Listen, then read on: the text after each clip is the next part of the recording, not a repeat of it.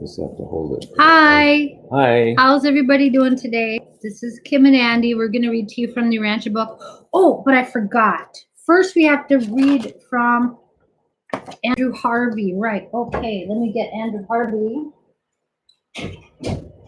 Okay. Light the Flame by Andrew Harvey. Okay. It's a very good book for your calendar year. Today, this is an ancient alchemist prayer, April 5th.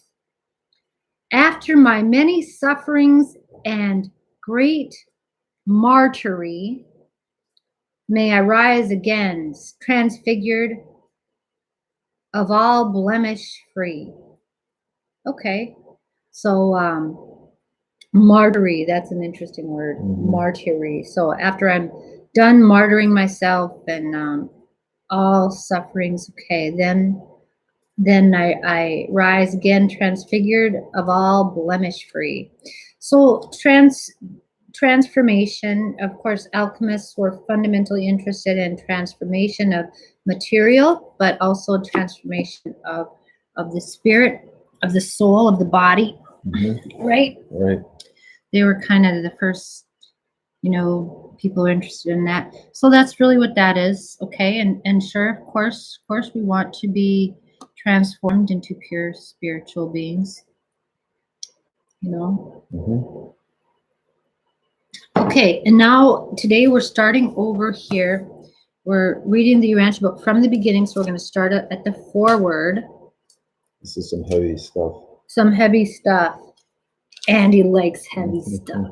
He's got big muscles, and he can do heavy stuff, which is good, because I like it too. Okay, I'm trying to flip to the page. Here we go. The foreword. We're just going to read the introduction today. Okay. In the minds of the mortals of Urantia, that being the name of your world, there exists great confusion respecting the meaning of such terms as God, divinity, and deity. Human beings are still more confused and uncertain about the relationships of the divine personalities designated by these numerous appellations. Because of this conceptual poverty associated with so much ideational confusion, I have been directed to formulate this introductory statement in explanation of the meanings which should be attached to certain word symbols, as they may be hereinafter used in those papers which the Orvanton Corps of Truth Revealers have been authorized to translate into the English language of Urantia.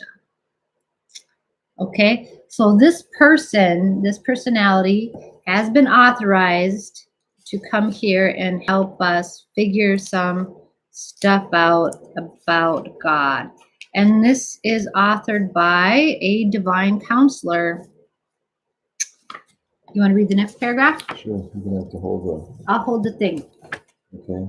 Okay, right there. It is exceedingly difficult to present enlarged concepts and advanced truth in our endeavor to expand cosmic consciousness and enhance spiritual perception when we are restricted to the use of a circumscribed language of the realm. But our mandate admonishes us to make every effort to convey our meanings by using the word symbols of the English language.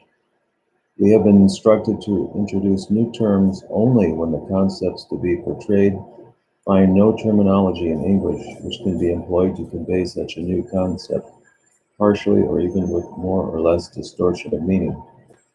In the hope of facilitating comprehension and of preventing confusion on the part of every mortal who may peruse these papers, we deem it wise to present in this initial statement an outline of the meanings to be attached to the numerous English words which are to be employed in designation of deity, and certain associated concepts of the things, meanings, and values of universal reality. I'll read one more. But in order to formulate this foreword of definitions and limitations of terminology, it is necessary to anticipate the usage of terms in subsequent presentations. This foreword is not, therefore, a finished statement within itself. It is only a definitive guide designed to assist those who shall read the accompanying papers dealing with deity and universe of universes, which have been formulated by an Orvantan commission sent to Urantia for this purpose. Okay, and can you imagine how frustrating it must have been for these divine beings to come and encounter our language? And it's like, how do we say this? It's like trying to explain, what the moon is to a cat, right? How do you tell a cat in how many meows what the moon is, Right. right? Okay, so they have to bear with us here, and I'm glad they're here with us doing this. Your world, Urantia, is one of many similar inhabited planets which comprise the local universe of Nebadon. Okay, and when I first read this, I'm going like, okay, this is so sci-fi fantasy. Like, where do they get this word Nebadon from? That's the name of our universe. Okay, all right. But then I'm like, on the flip side, it's like, how do I know that's not what it's called? Well, who am I to know? But this universe, together with similar, right? So this universe, and I always thought the universe was the whole thing. Mhm. The universe is everything. And I found out like, no, no, no, no, no. This universe, together with similar creations, makes up the super universe of Orvantan. Okay, right? What the heck is that? Orvantan, from whose capital, Uversa, our commission hails. So it's like, hello, people from Earth. Oh, I mean Urantia, right? We're from Uversa. We come in peace Mhm. to deliver this message from God, who lives somewhere beyond Orvantan. Like, okay, yeah, this is totally. Orvantan is one of the 7 evolutionary superuniverses of time and space, which circle the never beginning, never ending creation of divine perfection, the central universe of Havona. Which, okay, that makes sense. It kind of sounds like heaven, right? At the heart of this eternal and central universe is the stationary Isle of Paradise, the geographic center of infinity, and the dwelling place of the eternal God. Okay, so here we get a picture. Havona is in the middle. At the middle of Havona, even the very center of the center, is this Isle of Paradise. And there is the geographic center of infinity and the dwelling place of God. So around the outside, you've got Orvantan and 6 other creations that are like Orvantan. And in each one of these contains many universes, one of which is Nebadon, where our little Earth or Urantia is part of.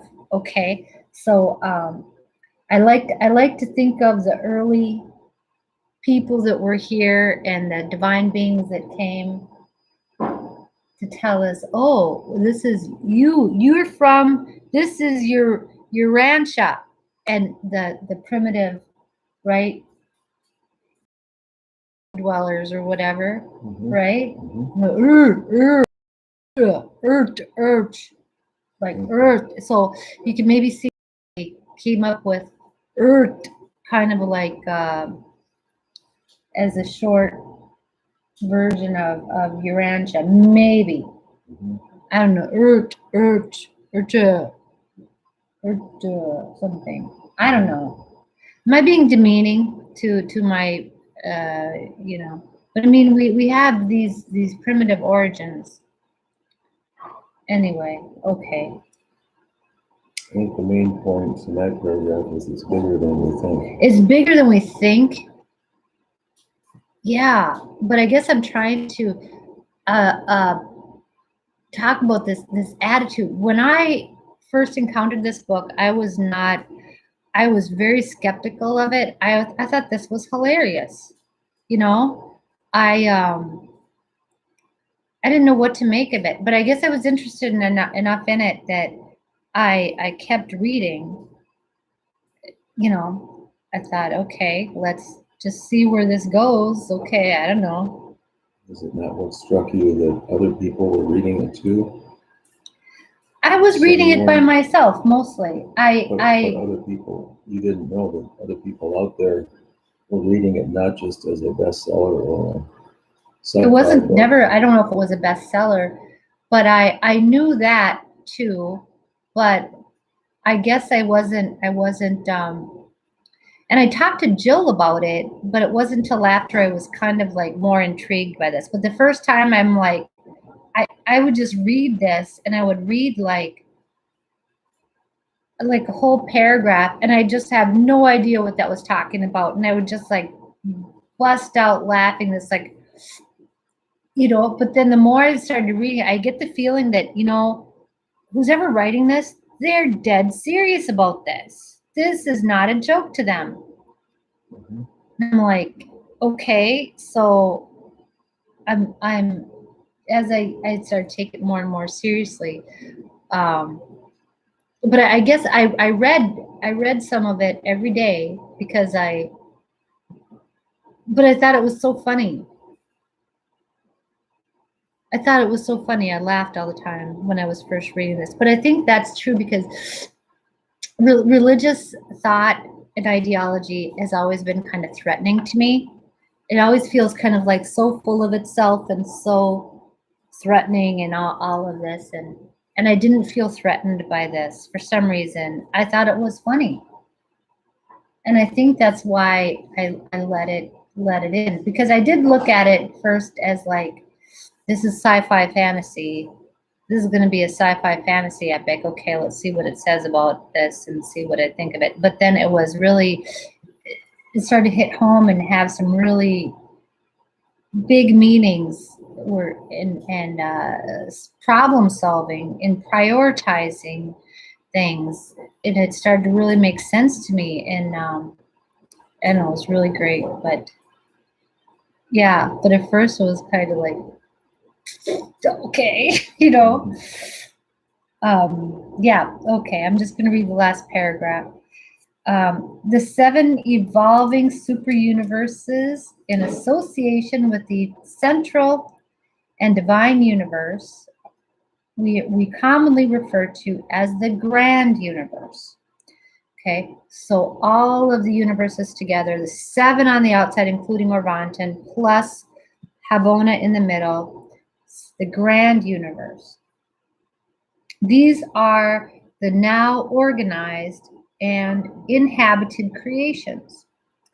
They are all a part of the master universe, which also embraces the uninhabited but mobilizing universes of outer space.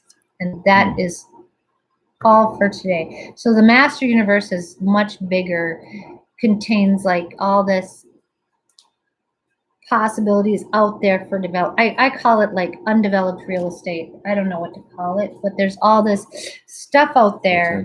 Potential, like pure potentials that aren't organized, or like a disk that's not been formatted. So it's storage space on a disk drive, but it doesn't have a format. So it doesn't have an organization that can accept the information or the intent of the divine. That's the master universe. Okay, so we're going to leave it there for now, and thank you very much. This is very exciting. We're starting over again with new perspectives. New beginnings. That's what you do after Easter. There you go. That's what you do after Easter. Yep. All right.